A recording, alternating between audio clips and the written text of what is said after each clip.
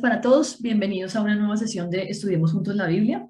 Hoy vamos a empezar o iniciar el Evangelio de Marcos, un evangelio para paganos, un evangelio para nosotros, que nos permite entender las cosas que hizo Jesús y nos permite arraigarnos más en su palabra y saber que nos dejó por medio de los evangelios, por medio de los evangelistas, una huella innegable que hace que se cumplan todas esas profecías que fueron dadas en el Antiguo Testamento y empezamos a entender la relación de lo que significaban las cosas en el Antiguo Testamento y lo que viene a ser la realidad con la venida de Jesús. Es un evangelio espectacular que el leerlo nos permite de verdad profundizar nuestro conocimiento de Jesús. Entonces la invitación es a que lo lean. Antes de iniciar como el evangelio de Marcos, pues yo quiero hablar un poquito de los evangelios, qué son los evangelios que permiten y cómo a través de ellos vamos a tener mayor contacto con Jesús. Entonces, los evangelios cuentan hechos reales, históricamente fiables, o sea, cosas que pasaron, que son realidad y que han podido venir a descubrir posteriormente y que han demostrado que todo eso que está escrito es verdad. El Evangelio, además, es el cumplimiento de las profecías. Hemos visto cómo lo que escribió Ezequiel, Isaías, Zacarías, todo lo que venían escribiendo ellos en el Antiguo Testamento, muchos años antes del nacimiento del Mesías, de Jesús, eso se fue cumpliendo cuando nace Jesús, se cumple cuando muere Jesús, cuando resucita, todo eso se va cumpliendo porque el Antiguo Testamento nos permitía saber que venía alguien especial, que venía ese Mesías siervo, a gobernar en esta tierra y que teníamos la opción de elegirlo como nuestro Salvador para tener ese camino abierto hacia el Padre que en el jardín del Edén se cerró cuando pues Adán decidió pecar y con el pecado pues de una vez quedamos todos contaminados. El Evangelio es un mensaje que es para todos, nos permite, o sea, no hay acepción de personas, entran mujeres, hombres, chinos, africanos, entra cualquier nacionalidad, entra cualquier persona de cualquier tipo. Simplemente tiene que escucharlo y creer. Aquí lo hermoso de esto es que el Señor a todos nos ve con ojos de amor. Y cuando nosotros tomamos la decisión de creerle, tenemos la posibilidad de ser salvos. Y eso es lo que permiten los evangelios nos muestran a ese Jesús que vino como un hombre a hacer cosas que nosotros como hombres a veces pensamos que no podemos hacer. Entonces, ¿cómo es ese ejemplo para que nosotros tengamos una vida en Jesús y para que nosotros las cosas que hacemos las hagamos en Jesús, en Dios y para Dios? El Evangelio no confirma el orden establecido. Y es que cuando hablaban del Mesías, como lo hablamos creo que la semana pasada, siempre pensaban que el Mesías era un guerrero, un luchador que venía a acabar con Roma, con el Imperio Romano, y a establecer a los judíos como el imperio, como si fuera esos que iban a ganar y que iban a dar las leyes y que iban a mandar en este mundo. Resulta que el Evangelio nos deja ver que no. Ese Mesías que iba a venir a la tierra y que vino a la tierra era un Mesías que fue siervo, que decidió morir en una cruz. Y cuando uno habla de morir en la cruz, todo el mundo dice, ah, no, pues perdió, él falló porque él murió. Resulta que él murió en la cruz por nosotros, por nuestros pecados. Y al morir en la cruz nos limpió, nos lavó y nos dio ese camino hacia el Padre y nos permitió ser salvos y nos da la vida eterna. Entonces, todo lo que está, lo que la gente tiene, los paradigmas que tenemos en nuestra cabeza, todo eso lo va a ir tumbando Jesús y nos va a mostrar por qué Él no es ese Mesías que pensaban los judíos y por el que siguen esperando aún. Esa visión contracultural es clarísima en el Mesías siervo, como ahorita lo expliqué. Eh, Siempre en el Imperio Romano, esos emperadores se creían dioses, y lo vamos a ver ahorita en los primeros versículos del Evangelio de Marcos. Aquí Jesús no vino diciendo que era Dios, al contrario, cuando los demonios, por ejemplo, decían hijo de Dios o le decían cualquier cosa, él los hacía callar, porque él no quería que vinieran y le pusieran un título y lo quisieran hacer rey. Él quería que la gente tomara una decisión porque estaba viendo lo que él hacía, porque él era testimonio y él estaba mostrando el poder que tenía sobre todo el universo. Entonces es distinto que ese Mesías que viene aquí a imponerse. El Evangelio es el único camino de salvación porque solamente tenemos salvación a través de la muerte expiatoria de Jesús en esa cruz. Si nosotros tomamos la decisión de creer en Jesús, somos salvos. Y nosotros somos predestinados desde la fundación del mundo, desde antes de la fundación del mundo, para hacer parte de ese reino de Dios. Y el Evangelio es la única manera de vivir. Si nosotros decidimos que creemos en Dios, decidimos que sabemos que Jesús vino a esta tierra y que murió por nosotros y que hemos sido limpiados y que somos nuevas criaturas, simplemente tenemos que vivir como sabemos que vivió Jesús. Y tenemos que cambiar en cosas que a lo mejor no es tan chévere dejar de hacer. Tiene que dejar de importarnos el mundo y empezar a importarnos lo realmente importante, que es lo que está arriba, que es lo que Dios quiere de nosotros. Entonces, esto es el resumen de lo que es el Evangelio.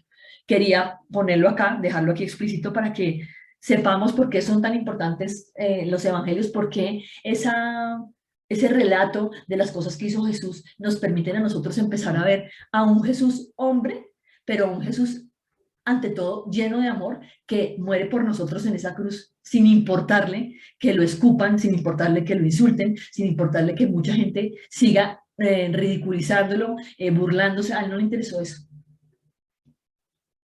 Entonces, este evangelio, a muchos han dicho que es el primer evangelio, es el más breve y es muy elaborado, pero pues de acuerdo a lo que se ha investigado, parece que fue el último evangelio en escribirse. Es un evangelio que se escribió durante la persecución neroniana y fue redactado después de los otros tres, de acuerdo a lo que vamos a ir viendo en el transcurso del evangelio. ¿Por qué? Porque tuvo que ser escrito antes de la destrucción del templo, porque Marcos no habla por ninguna parte de la destrucción del templo. Además, es un evangelio donde muestra que estaba Nerón y que ya estaban teniendo persecución los cristianos. Los romanos, los emperadores romanos eran muy laxos al principio con los judíos. Entonces ellos no ponían problema en que cada pueblo adorara al Dios que quería. Y pues en eso no se metían ellos. Cuando llega Nerón, acordemos que Nerón ya empieza a poner ciertas cosas y empieza a perseguir directamente a los cristianos. Ya hace esas reuniones gigantescas donde lleva leones a que se coman a los cristianos. Empieza a hacer una serie de cosas súper malvadas porque se da cuenta que está pasando algo, la gente está creyendo en un tal Cristo y ese Cristo está haciendo que que la gente tenga una nueva manera de vivir. Y él piensa que eso puede llegar a impactar el Imperio Romano y por eso empieza a portarse de esa manera. Entonces, como lo dije al principio, Marcos es un evangelio para gentiles, para paganos, para nosotros, y nos explica muchos ritos judíos que no tendría sentido explicarle pues a un judío, porque el judío sabe por qué hacen las cosas.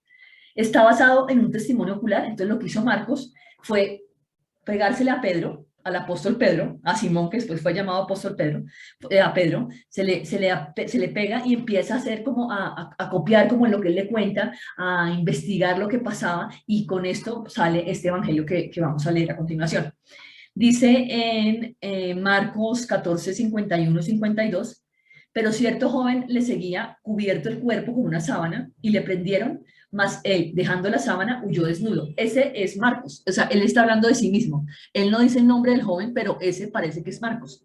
Entonces Marcos sabía ese tipo de cosas porque estaba ahí presente, y adicionalmente coge todos los relatos que tenía Pedro y empieza a hacer este evangelio. Es un evangelio acelerado porque pues va de manera rápida y va dejando claro que sí fue Pedro el que le fue contando las cosas y él fue empezando a hacer ese evangelio y terminándolo. Es un evangelio contracultural, como lo dije ahora, porque presenta también a ese Jesús que no está interesado en que lo alaben, que no está interesado en ser adorado porque hace milagros, sino que al contrario quiere ser ese siervo, y lo muestra en la última cena, lo muestra al morir por nosotros y nos muestra que él tenía potestad sobre absolutamente todo.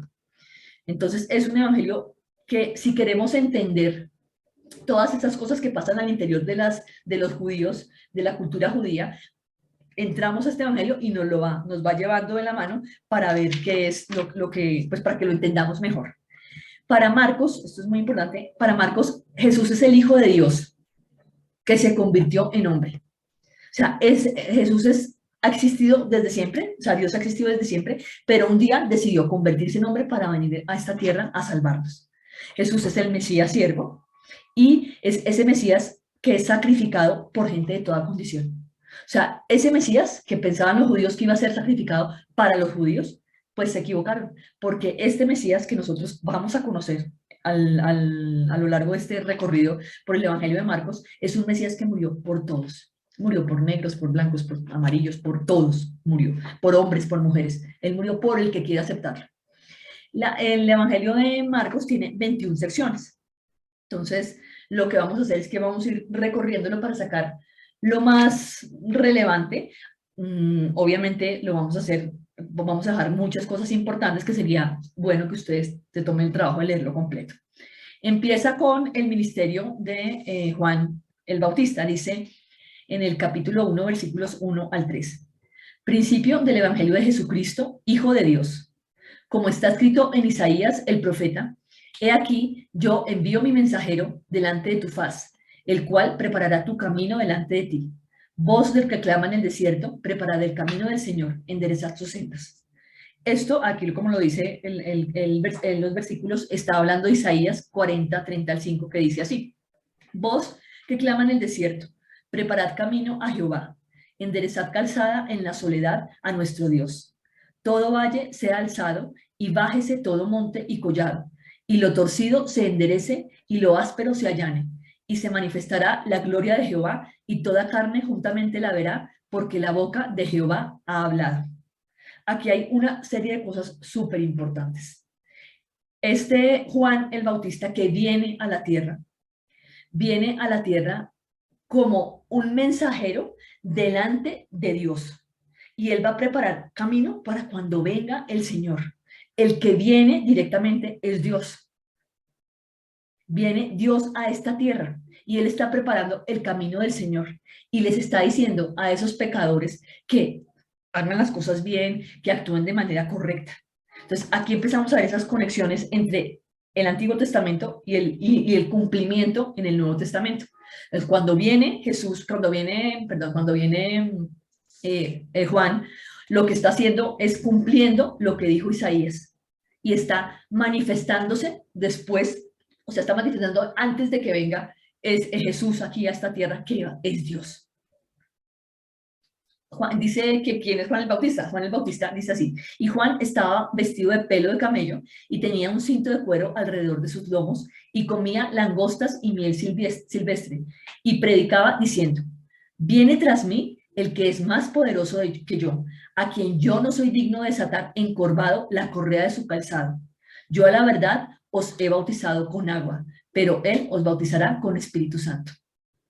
Está dejando muy claro que él lo que está haciendo es abriendo el camino y el que viene es el que es y a ese que viene a bautizarnos con Espíritu Santo. Juan se presentaba como ese Elías escatológico. Acordémonos que en el Antiguo Testamento lo vimos que iba a volver Elías. Ese Elías es Juan el Bautista y anunciaba al Mesías. Y a ese Mesías, o sea, ante Jesús, la gente no podía ser indiferente. Y lo vemos alrededor de toda la Biblia. Unos lo odiaban y otros lo amaban. Unos querían matarlo, unos querían despeñarlo, otros querían hacerlo rey. Entonces, ante Jesús siempre las personas tienen que tomar una decisión. La decisión puede ser no lo acepto o la decisión puede ser lo acepto en mi vida y lo acepto y cambio y empiezo a vivir conforme a lo que Dios quiere que yo haga. Porque hay otra decisión y es la de los tibios.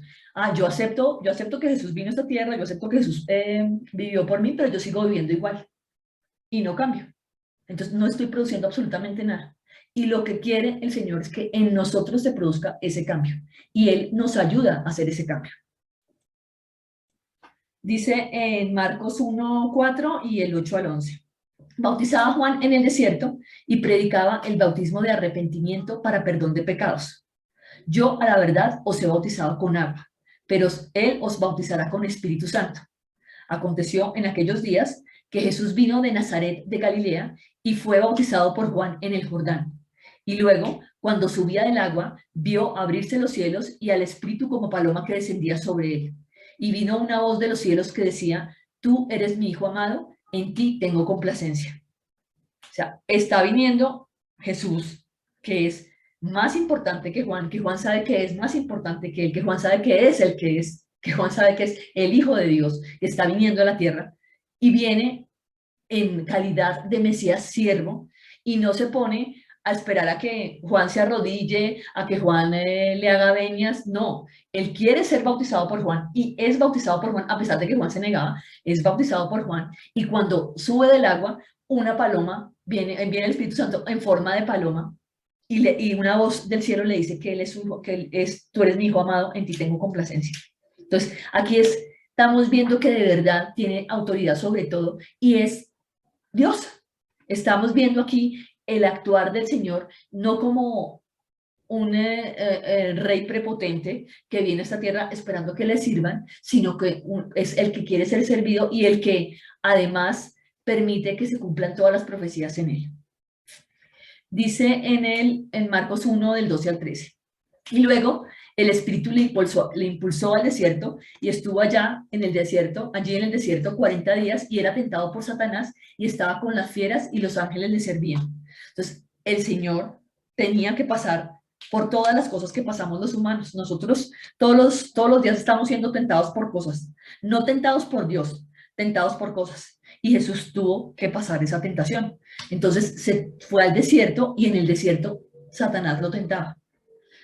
Andando junto al mar de Galilea, vio a Simón y a Andrés, su hermano, que echaban la red en el mar, porque eran pescadores. Y les dijo Jesús, venid en pos de mí y haré que seáis pescadores de hombres. Entonces aquí ya, después de que ha pasado el Señor por esas tentaciones, el Señor va andando junto al mar de Galilea y ve que están Simón y Andrés. Acordemos que Simón es Pedro. Y lo que hace es que los llama y ellos van a tomar la decisión, obviamente, de seguirlo y empezar a hacer lo que el Señor quiere para sus vidas, que esa es la decisión que nosotros tenemos que tomar. El Señor nos llama muchas veces, nos llama insistentemente y a veces nosotros decidimos cerrar la puerta y no hacerle caso. Pero pues en el momento en que nosotros decidimos escucharlo, Él tiene planes perfectos para nosotros, planes preciosos que se hacen realidad cuando nos entregamos por completo. Dice, y entraron en Capernaum y los días de reposo, entrando en la sinagoga, enseñaba. Y se admiraban de su doctrina porque les enseñaba como quien tiene autoridad y no como los escribas. Eso está en los versículos del 21 al 22. Jesús no, o sea, Jesús era un maestro en todo el sentido de la palabra. Y se admiraban de su doctrina porque él hablaba con una autoridad que no le podían debatir absolutamente nada. Acordemos que le ponían pruebas, que trataban como de ponerle cascaritas a ver si él caía y él siempre sabía cómo responder. Y aparte de hablar, porque no era solo que hablara, sino que era testimonio de las cosas que decía. Entonces era testimonio, sanaba, libraba de la muerte, revivía, resucitaba, o sea, a las personas que él decidía que así se hiciera, y los demás lo veían. Y mucha gente decía, no, este tiene que ser, pues este no puede ser el Mesías, porque es que el Mesías no es así, no es como nosotros lo hemos diseñado en nuestra cabeza, nosotros tenemos otra imagen del Mesías. Pero Jesús les demostraba con acciones que él era el Mesías. Y todos se asombraron de tal manera que discutían entre sí diciendo, ¿qué es esto? ¿Qué nueva doctrina es esta que con autoridad manda aún a los espíritus inmundos y le obedece? Y muy pronto se difundió su fama por toda la provincia alrededor de Galilea. Eso ha sido de toda la humanidad el chisme. Entonces, cuando él empezó a hacer las cosas que hacía, cuando empezó a echar demonios, cuando empezó a mostrar que tenía poder, que tenía potestad sobre todo, sobre la naturaleza, sobre la enfermedad, sobre los espíritus inmundos, la gente empezó a hablar. Y la gente, solamente cuando él se acercaba, la gente quería verlo, quería ver quién era ese Jesús del que estaban hablando. Entonces empieza a generar, en ese mundo judío, empieza a generar como inquietud. ¿Quién es este que está viniendo? ¿Quién es este hombre que está viniendo, que hace tantos milagros y que tiene esa doctrina tan especial que no se parece a la doctrina de los escribas que enseñan como dando clases y obligando a que la gente piense las cosas y no nos ponen a pensar? Entonces lo que hacía Jesús era cambiarles la manera de pensar, preguntándoles cosas y haciendo que ellos mismos se inquietaran sobre sus creencias. Entonces por eso es contracultural. Él no venía a hacer lo que todos hacían. Dice, entonces él se acercó y la tomó de la mano y la levantó. E inmediatamente le dejó la fiebre y ella le servía. y toda la ciudad se agolpó a la puerta y sanó a muchos que estaban enfermos de diversas enfermedades y echó fuera muchos demonios y no dejaba hablar a los demonios porque lo conocían. Entonces, aquí nos narra que cuando el Señor fue con Pedro a la casa de Pedro, resulta que la suegra de Pedro estaba enferma. Y él lo que hizo fue poner la mano encima de la suegra de Pedro y a ella le dejó la fiebre y empezó a servirlos. Empezó como las mamás que quieren estar, que necesitan, que si quieres un café, así, tal cual, la suegra de Pedro era igual y ella empezó a servirles. Entonces, la gente empieza a ver que este hombre, que no es normal, ¿cierto? Este hombre tiene que tener algo extraño porque sana las enfermedades, porque simplemente poniendo la mano la deja la fiebre, porque empieza a echar demonios, porque los demonios le obedecen. Y los demonios, siempre los demonios conocían quién era él, sabían que Jesús era el Hijo de Dios. Y eso es una cosa que nos tiene que cuestionar. Hasta los demonios sabían que era el Hijo de Dios. Y nosotros los hombres que estaban allá en ese momento, los judíos que no creyeron en él, no, sí, y que tenían y que conocían todo el Antiguo Testamento, que lo estudiaban, que lo repasaban a diario, que lo tenían que aprender y memorizar, no creyeron en él. Y eso pasa ahora. Eso que pasó antes pasa ahora. Jesús muestra su poder, nos muestra su amor, nos muestra lo que está haciendo en nuestras vidas y nosotros a veces volvemos atrás con cosas que no deberían ser. Dice, levantándose muy de mañana, siendo aún muy oscuro, salió y se fue a un lugar desierto y allí oraba.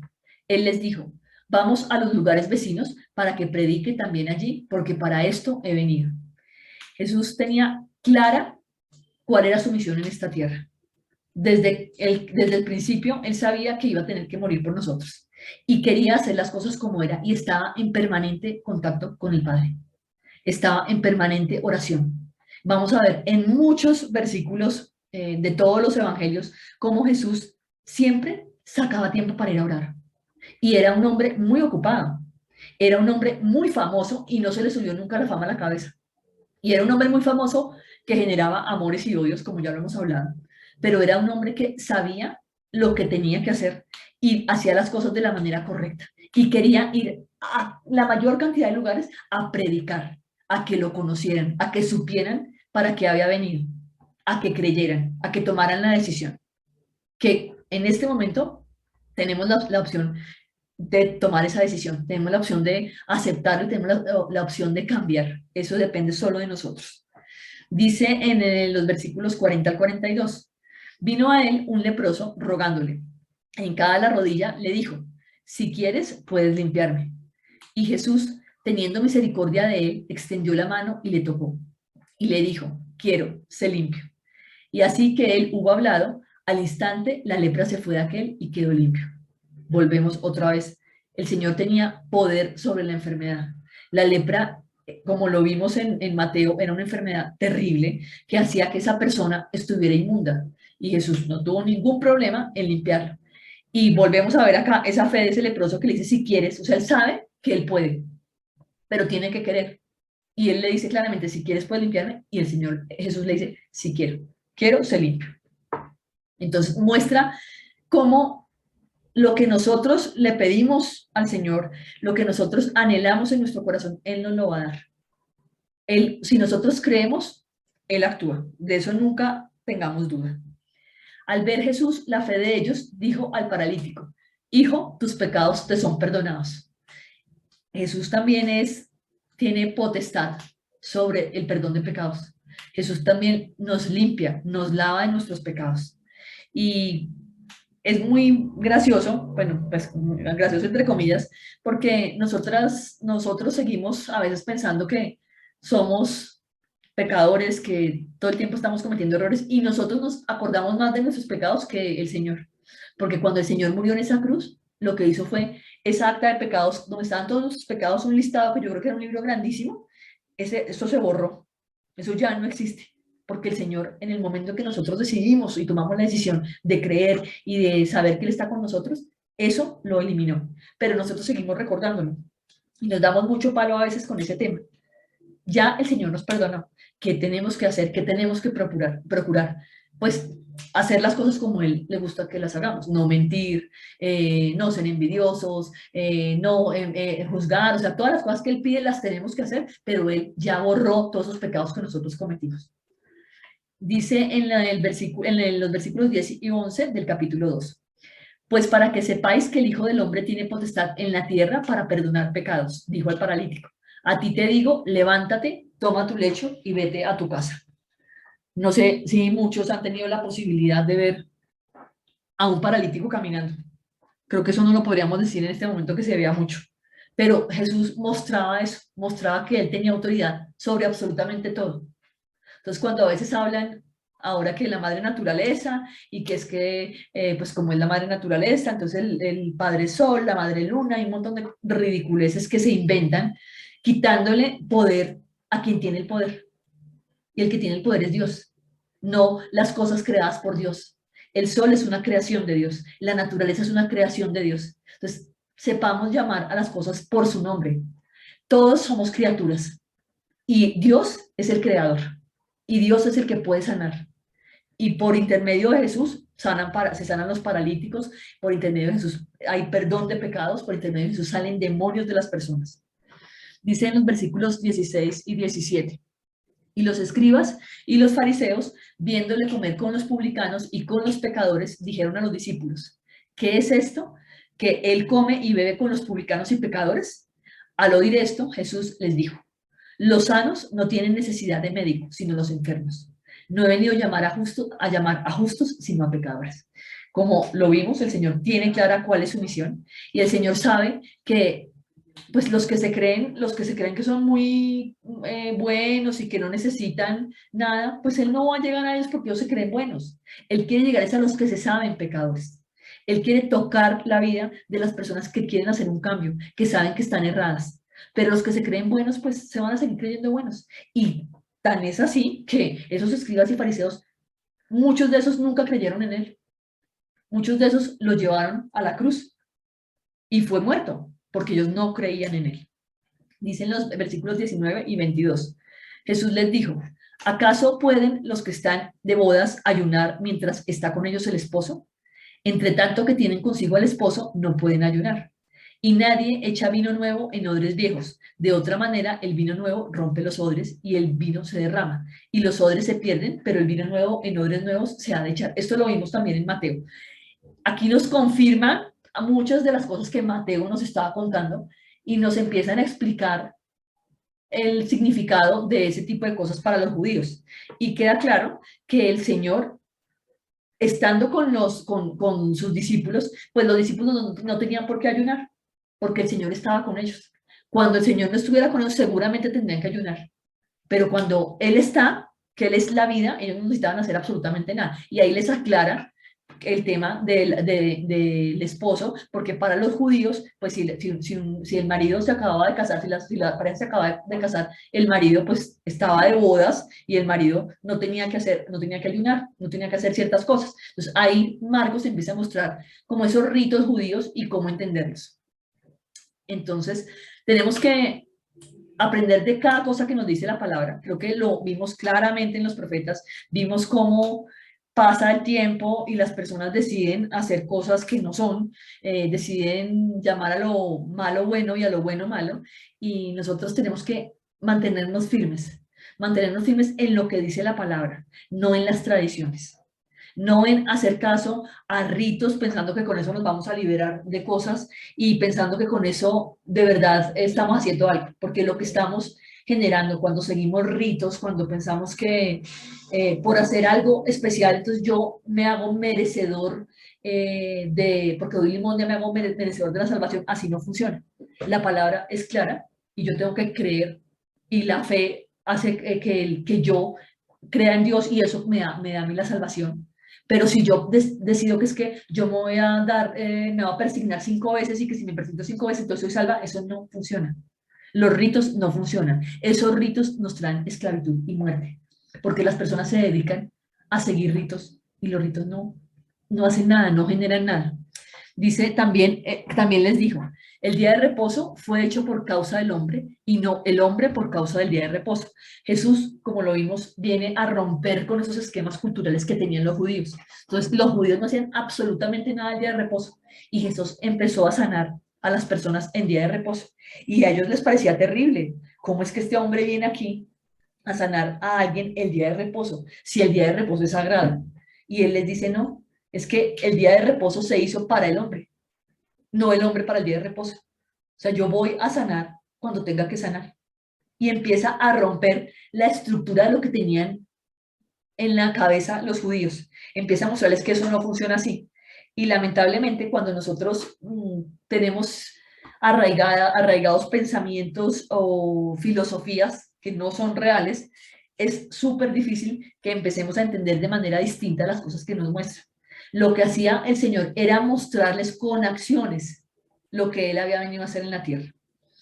Dice en el capítulo 3, versículos del 4 al 6, y les dijo, ¿es lícito en los días de reposo hacer bien o hacer mal, salvar la vida o quitarla? Pero ellos callaban. Entonces, mirándolos alrededor con enojo, entristecido por la dureza de sus corazones, dijo al hombre, extiende tu mano. Y él la extendió y la mano fue restaurada sana. Y salidos los fariseos tomaron consejo con los herodianos contra él para destruirle. Esto es una cosa que pasa, ha pasado toda la vida, y es que cuando hay alguien que dice cosas que a mí no me gustan, cuando hay alguien que me lleva a la contraria, y yo creo que yo tengo razón, yo me molesto y yo quiero acabar con esa persona.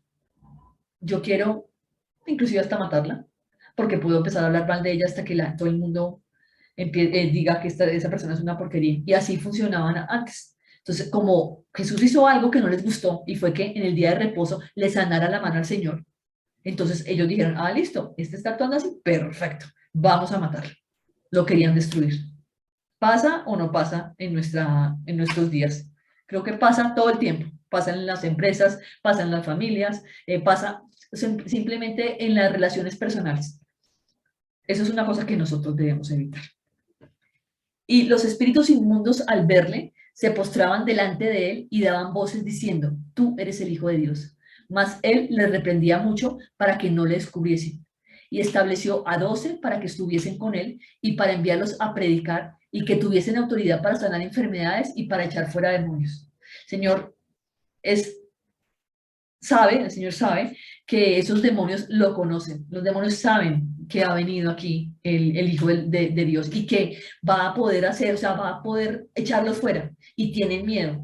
Y el Señor los hace callar y que selecciona a 12 personas, a 12 elegidos, entre ellos el que lo iba a traicionar, los selecciona para que vayan y prediquen y les da la potestad, como lo vimos en Mateo, de sanar enfermedades, de echar fuera demonios, les da la potestad que él tiene, se las pasa a sus discípulos.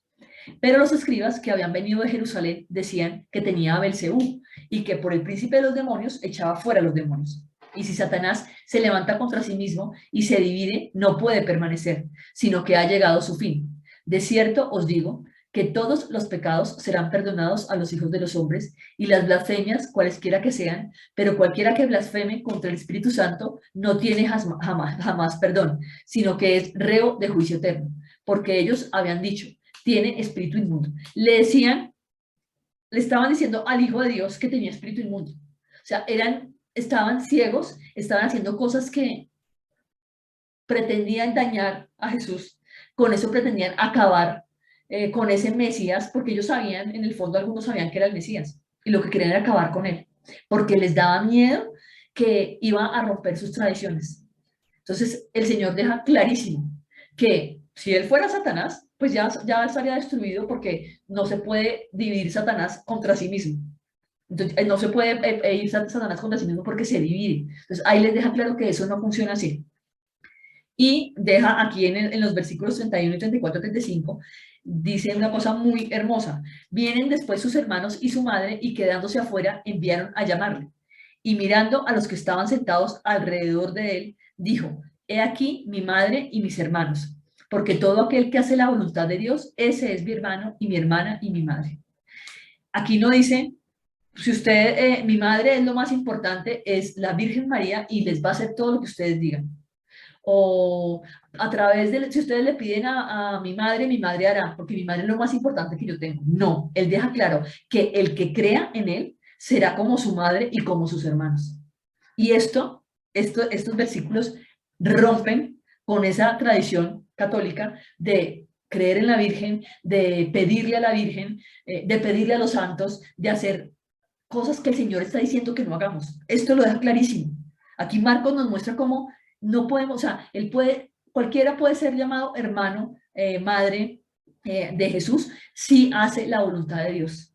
Entonces, esto es súper relevante, esto que está diciendo aquí Jesús, porque está mostrando cómo directamente Jesús, igual que todos los profetas lo hicieron en el Antiguo Testamento, no quiere idolatría, o sea, no quiere que porque sean su madre o sus hermanos vayan a tener prelación con respecto a los demás o que vayan a tener un cargo mayor o que los vayan a tener en mayor estima. No, todos somos iguales ante el Señor. Exactamente todos, incluida María, su madre, la Virgen María para los católicos, incluida ella, e incluido sus hermanos, porque todos podemos llegar a ser su madre o sus hermanos si hacemos su voluntad. Entonces, esto es una cosa que empieza a generar en nosotros la necesidad de conocer más profundamente qué es lo que está diciendo el Señor y cómo hacemos para obedecer. Y yo voy a dejar hasta, hoy, hasta aquí por hoy.